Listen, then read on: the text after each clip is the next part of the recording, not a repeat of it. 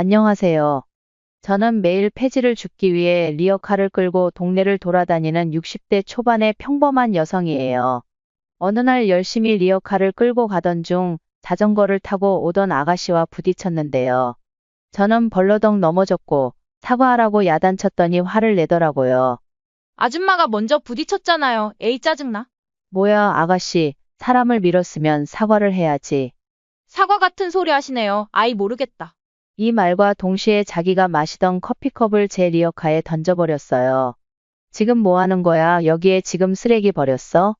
뭘 쓰레기예요. 재활용이니까 버린 건데 어차피 그런 일 하시는 거 아니에요? 편하라고 드린 건데 되게 짜증내시네. 그러고 아가씨는 사라져버렸답니다. 그런데 아가씨가 몇 달 뒤 제 아들의 여자친구로 결혼하겠다고 왔는데 믿어지시나요? 마음 같아서는 뒤도 볼 것 없이 바로 헤어지라고 하겠지만 세상 일이 그리 쉽지가 않아서 얼마간 참았어요. 하지만 결론은 파탄이었고 아직까지도 너무 잘했다고 가슴을 쓸어내린답니다.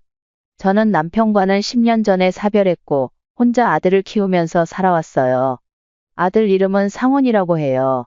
제게는 하나뿐인 아들이고 상훈이는 제 전부였어요. 그 아이를 잘 키우기 위해 정말 많은 노력을 했답니다. 남편이 병으로 세상을 떠났을 때 저는 그 슬픔을 추스를 틈도 없이 홀로 남겨진 현실을 받아들여야 했어요. 아이가 어린이 저에게 의지할 수밖에 없었고 저는 하루라도 빨리 이 상황을 극복해야겠다고 다짐했죠. 상훈이는 어렸을 때부터 눈치가 빨랐고 자기 생각을 어른스럽게 표현하는 아이였어요. 엄마, 아빠가 없다고 너무 힘들어하지 마세요. 내가 있으니까. 내가 엄마 지켜줄게요. 그런 상훈이의 말을 들었을 때 제 마음은 참 복잡했어요. 아이가 어리기엔 너무 많은 걸 겪고 너무 많은 책임을 느끼고 있다는 걸 알았거든요. 그래도 상훈이는 늘 저를 먼저 생각해줬어요. 학교에서 돌아오면 먼저 저를 도와주려 하고 집안일도 척척 해내는 아이였어요. 남편이 남긴 재산은 많지는 않았지만 고물상을 운영하면서 어떻게든 살아갈 만큼은 됐어요. 덕분에 생계 걱정은 그리 크지 않았지만 저는 가만히 있는 걸 좋아하지 않았어요. 몸을 움직이는 게 제겐 익숙했고 집에만 있으면 생각이 많아져서 오히려 더 힘들었거든요. 그래서 저는 고물상 일을 하면서도 시간이 날 때마다 폐지를 줍는 일을 했어요. 사람들이 종종 저에게 물어보더라고요. 힘들지 않으세요? 그럴 때마다 저는 웃으면서 대답했죠. 몸이 좀 움직여야 건강하지 않겠어요? 그리 힘들지도 않아요. 아니, 아줌마는 집도 있고 생활도 어렵지 않다면서 왜 그렇게 폐지를 줍는 일을 하세요? 하루에 조금씩만 하면 돼요. 사실 저에게 폐지를 줍는 일은 단순히 돈을 벌기 위한 일이 아니었어요. 몸을 움직이며 시간을 보내는 것도 좋았고 가끔씩 지나가는 사람들과 인사하는 것도 즐거웠거든요. 그 사람들과 짧은 대화를 나누며 하루하루를 보내는 게 참 좋았어요. 그리고 무엇보다 저는 일을 하면서 스스로에게 의미를 부여할 수 있었어요. 그게 제가 일상을 유지하는 방식이었답니다. 그러던 어느 날 평소처럼 리어카를 끌고 골목길을 지나가고 있었어요. 그날은 특별할 것 없이 조용하고 평화로운 하루였는데요. 그런데 그때 뒤에서 자전거 소리가 들리더라고요. 빠르게 다가오는 소리였어요. 좁은 길이어서 제가 비켜주기엔 애매한 상황이었지만 그냥 지나가겠지 싶었어요. 하지만 자전거를 탄 젊은 아가씨는 속도를 줄이지 않았어요. 결국 우리는 부딪혔고 저는 그 충격에 그만 넘어지고 말았어요. 순간 제 몸은 땅에 닿았고 리어카도 덩달아 쓰러졌죠. 저는 손을 짚고 일어나려는데 그 아가씨가 자전거에서 내려서 저를 쳐다보더니 오히려 화를 내기 시작하더라고요. 아줌마, 왜 그렇게 길 한가운데 서 계세요? 정말 불편하게 지나갔잖아요. 그 아가씨는 무례하게 저에게 소리를 질렀어요. 너무 어이없어서 한동안 말을 잇지 못했어요. 제가 피해를 봤는데 왜 그 아가씨가 나한테 화를 내는지 이해가 되지 않았죠. 그래서 저는 억울한 마음에 한마디 했어요. 뭐라고요? 내가 불편하게 지나갔다고요? 자전거를 그렇게 빠르게 타고 오면 위험하지 않나요? 하지만 그 아가씨는 제 말을 듣지도 않고 짜증난 표정을 지으며 핸드폰을 꺼내 들더라고요. 전화가 온 모양이었어요. 저는 사과를 요구하려 했지만 그 아가씨는 대충 아, 미안해요. 됐어요? 라고 퉁명스럽게 말하고는 커피컵을 마시더니 남은 커피를 제 리어카에 던져버리더라고요. 저는 그 모습을 보고 너무 놀라서 아무 말도 하지 못했어요. 그 아가씨는 아무렇지 않게 자전거를 타고 가버렸고, 저는 그 자리에 멍하니 서 있을 수밖에 없었어요. 커피가 흘러내리며 제 리어카에 묻었고, 그날의 모욕감은 정말 오래도록 제 마음속에 남아 있었어요. 그 아가씨의 얼굴은 잊히지 않았어요. 자전거를 타고 빠르게 지나가던 모습, 저를 향해 화를 내며 커피를 던지던 그 모습이 선명하게 기억났죠. 물론 시간이 지나면 잊힐 수도 있었겠지만 그날의 충격은 저에게 너무나 컸어요. 그럼에도 불구하고 저는 일상을 다시 살아가야 했어요. 폐지를 줍는 일도 멈출 수 없었고 매일 리어카를 끌고 동네를 돌아다니며 그날의 일을 떠올렸어요. 그날 사고 후 처음에는 별다른 통증이 없었어요.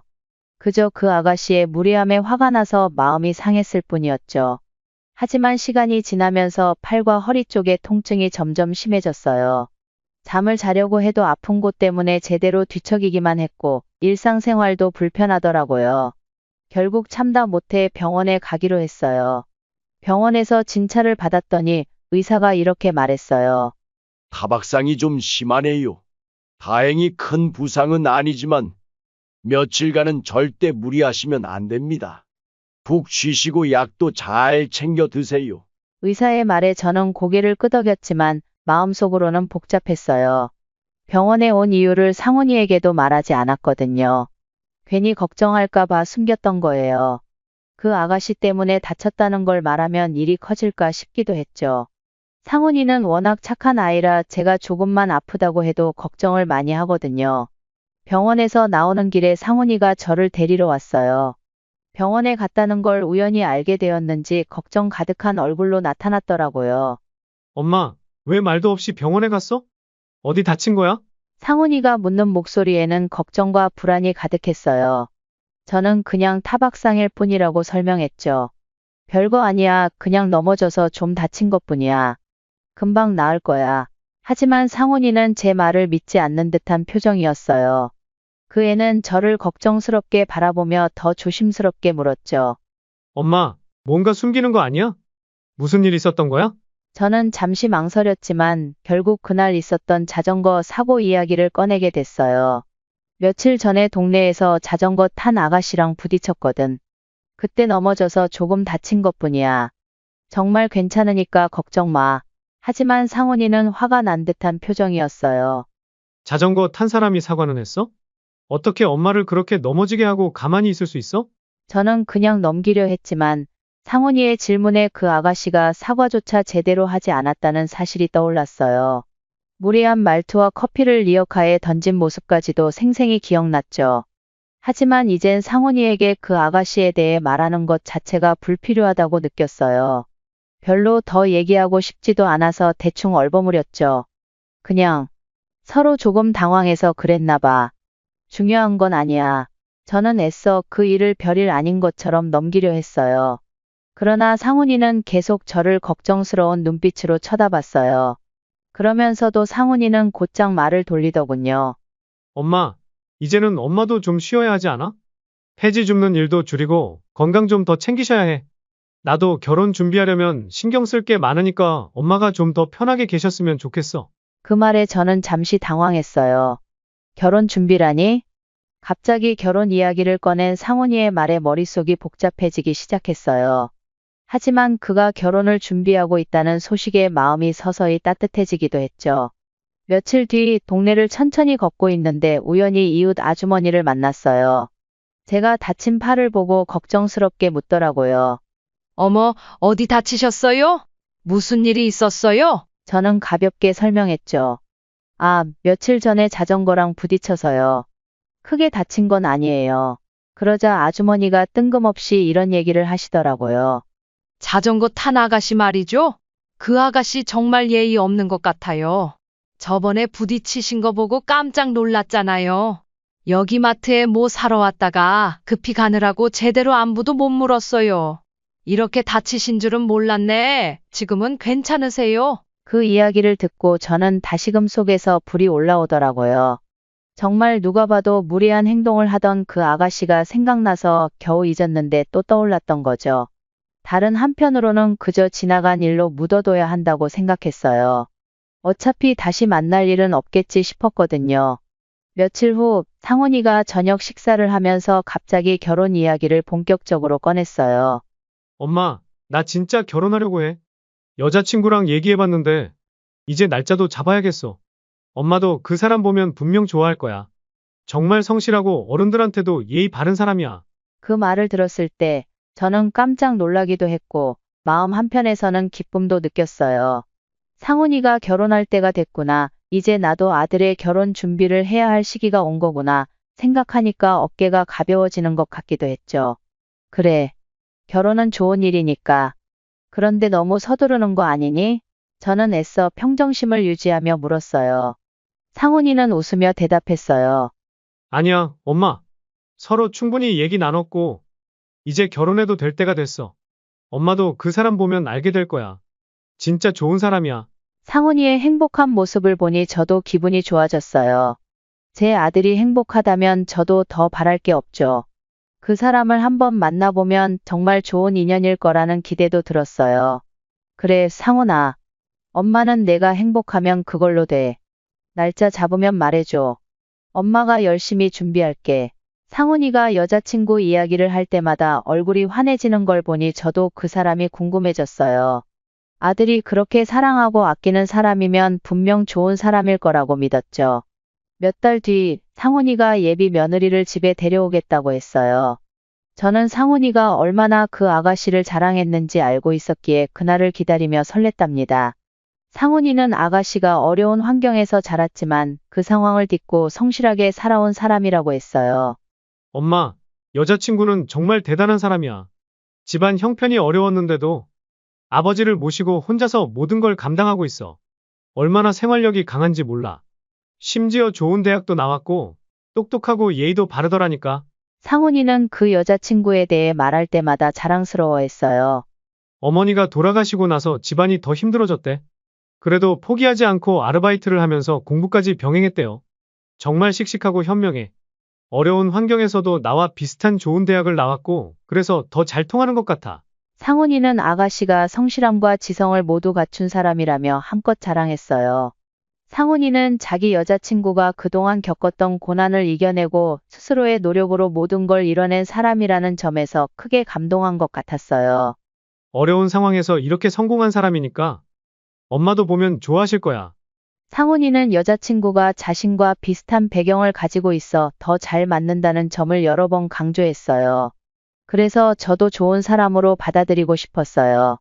그리고 드디어 그날이 왔어요. 상훈이가 문을 열고 들어오자 그 뒤를 따라 들어온 아가씨를 보는 순간 저는 깜짝 놀랐어요. 정말 이때 온몸에 전율이 올라오는 게 느껴지더라고요. 제 앞에 나타난 예쁘장한 얼굴의 아가씨는 바로 얼마 전 저에게 무리하게 굴었던 자전거를 타던 아가씨였어요. 세상에 말도 안 되지. 그때 그 아가씨가 제 아들의 예비 신부라니 저는 말을 잃을 수밖에 없었답니다. 하지만 상훈이는 아무것도 모른 채 활짝 웃으며 엄마, 이 사람이 내가 그렇게 자랑했던 여자친구야. 엄마도 좋아하실 거야. 라고 소개했어요.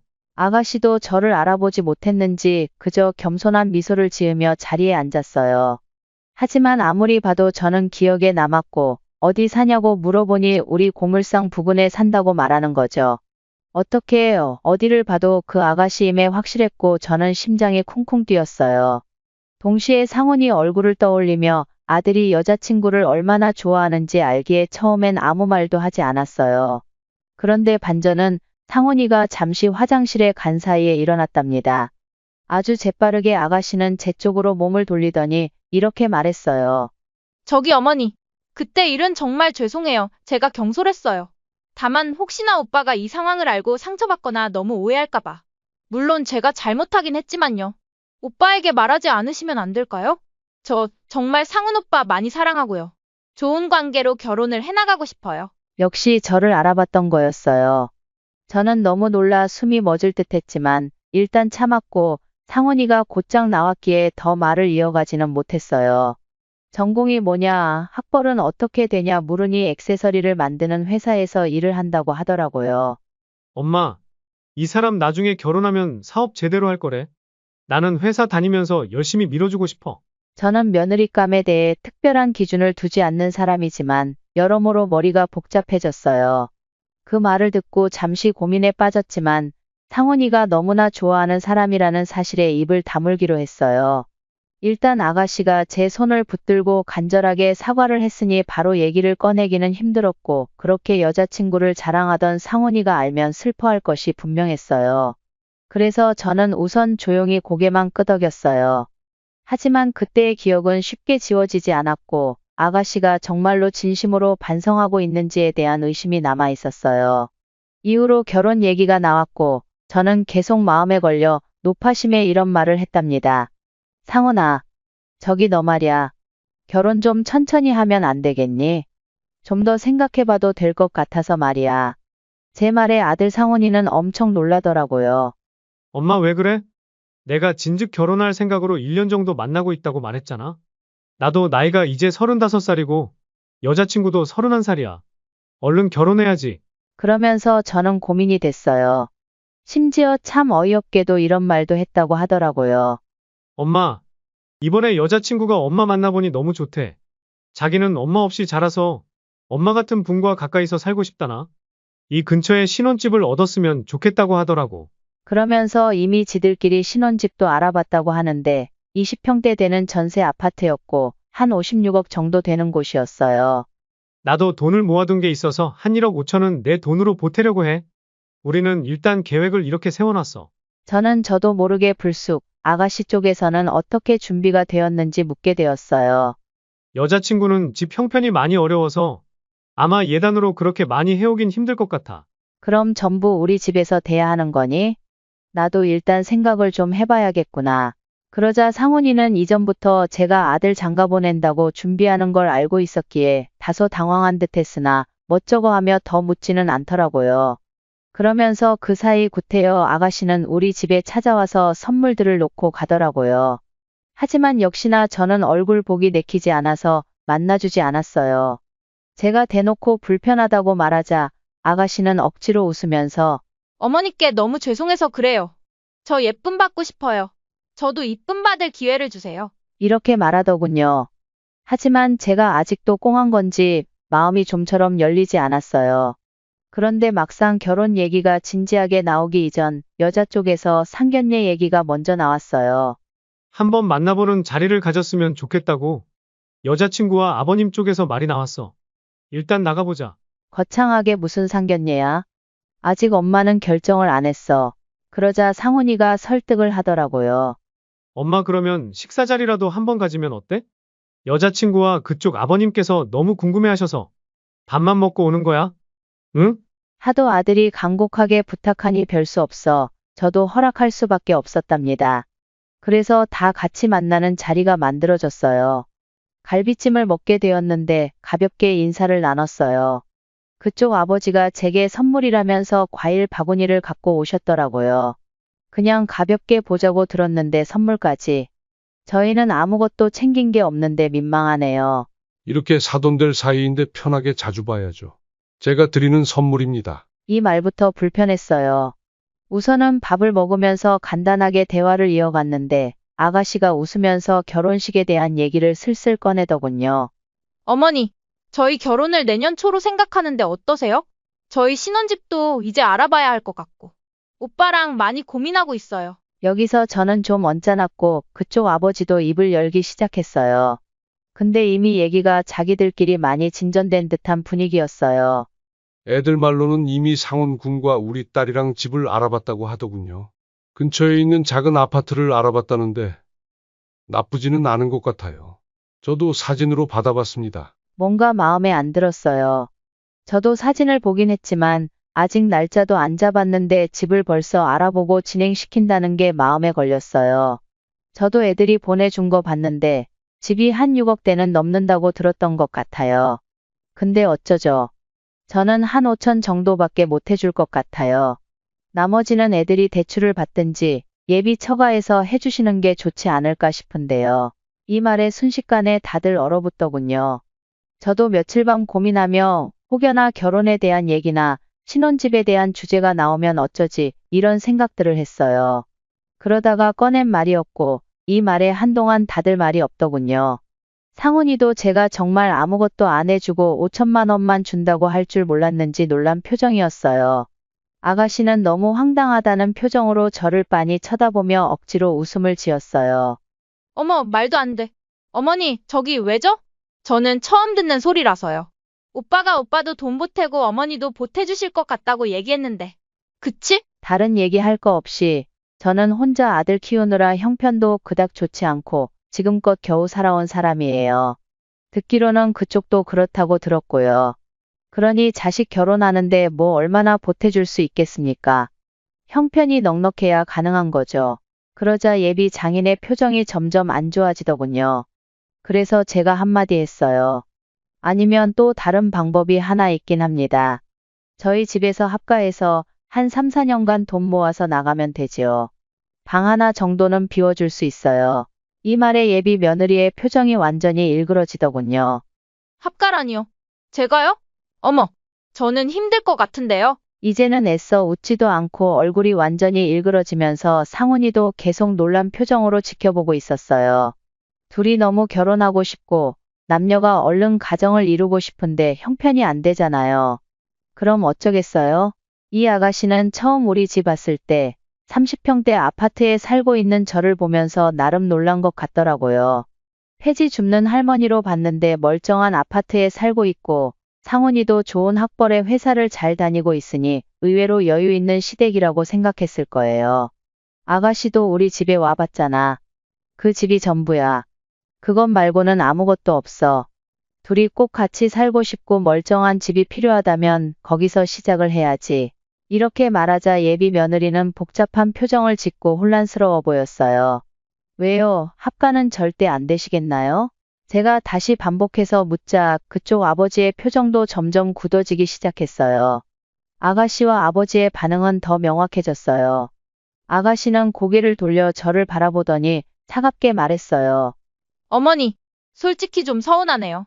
저랑 오빠 결혼하는데 집 한 채 해줄 여유도 없으신 거예요? 저는 속으로 이제 본색이 나오는구나 싶었어요. 그쪽 아버지도 나서서 더 심한 말을 내뱉었어요. 우리 딸 말 틀린 게 하나도 없네요. 대체 이게 무슨 소리입니까? 결혼을 시키면서 집 한 채도 안 해줄 수 있다는 게 말이 됩니까? 얘를 뭘로 보고 결혼을 시키려는 건지. 상훈군 좋은 직장도 다니고 있다고 들었는데 결혼 준비를 하나도 안 했던 건가요? 조금 실망인데요. 네, 말씀드렸지만 우리 형편이 어렵다 보니 상훈이가 번 돈은 저희 생활비로 충당했어요.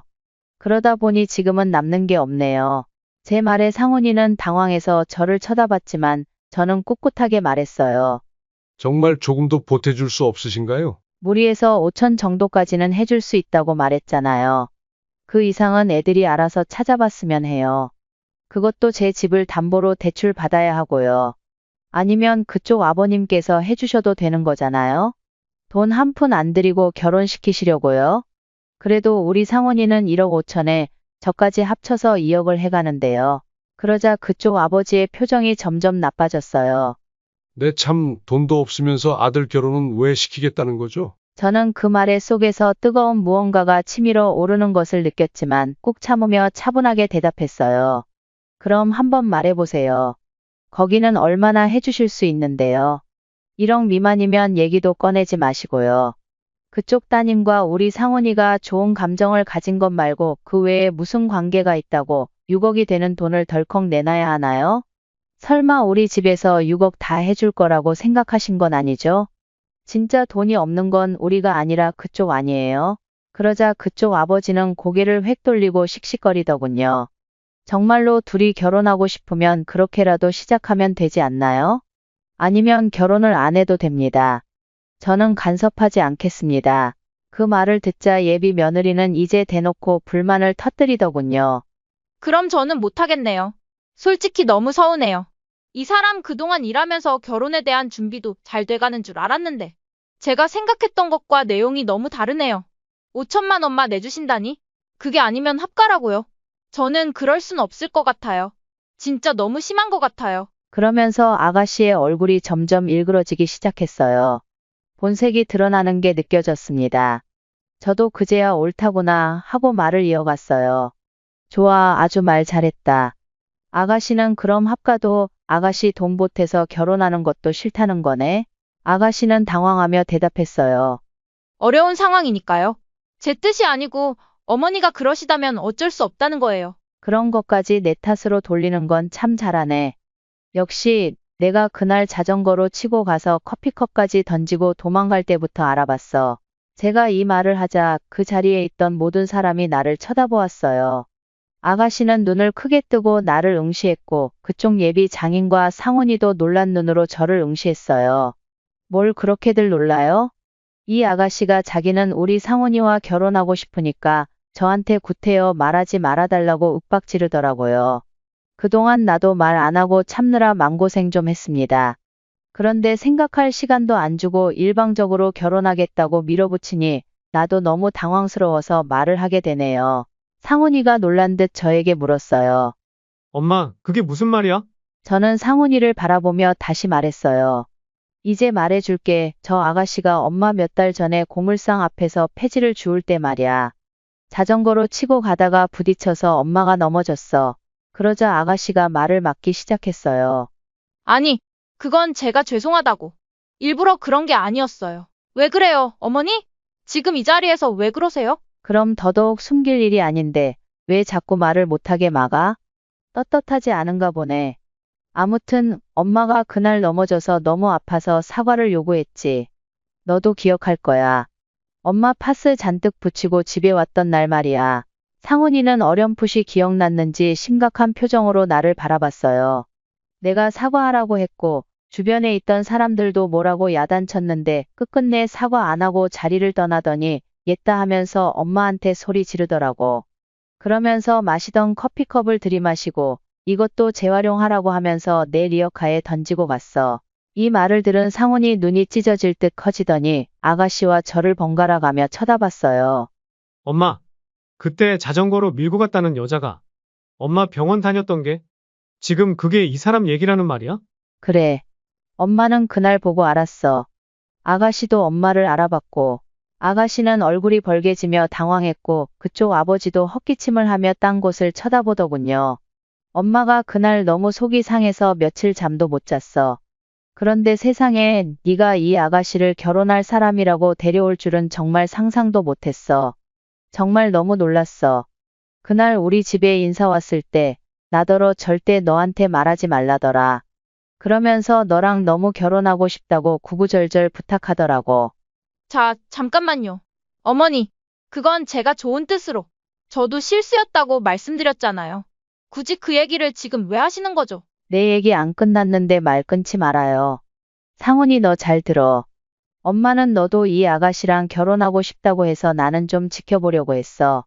그런데 이젠 대놓고 결혼하겠다고 집을 해달라고 하는데 내가 더 참으면 안 되겠더라고.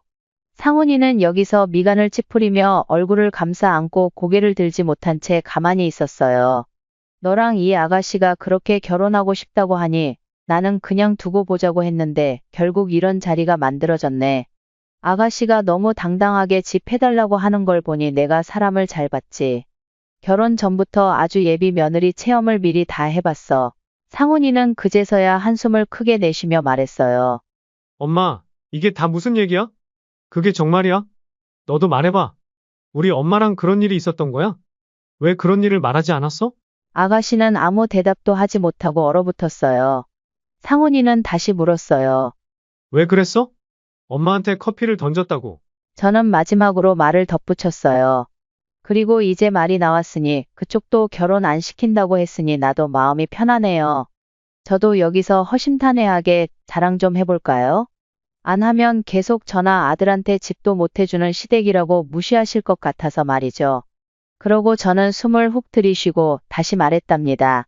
이러나 저러나 결혼은 이미 엎어진 게 확실하니 말하는 건데요.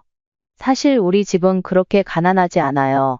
제가 이렇게 말하며 자리에서 일어서자 그 부녀는 나를 놀란 눈으로 쳐다봤어요. 이래 봬도 제가 건물 두 채를 가지고 있어요. 폐지를 줍는 것도 제가 몸을 움직이며 쉬엄쉬엄 살려고 하는 거지 생활비가 없어서 그런 건 아니에요. 하도 결혼하고 싶다고 사정사정해서 내가 그동안 참았던 거지. 조금 떠보려고 했더니 낼름 걸려드는 걸 보니까 나로서는 너무 고맙네. 이렇게 수가 얕을 줄이야. 결국 그 자리에서 결혼은 깨지고 말았어요. 아가씨는 크게 놀라 아무 말도 하지 못했고 그쪽 아버지도 무슨 말을 해야 할지 몰라 당황한 표정만 짓더군요.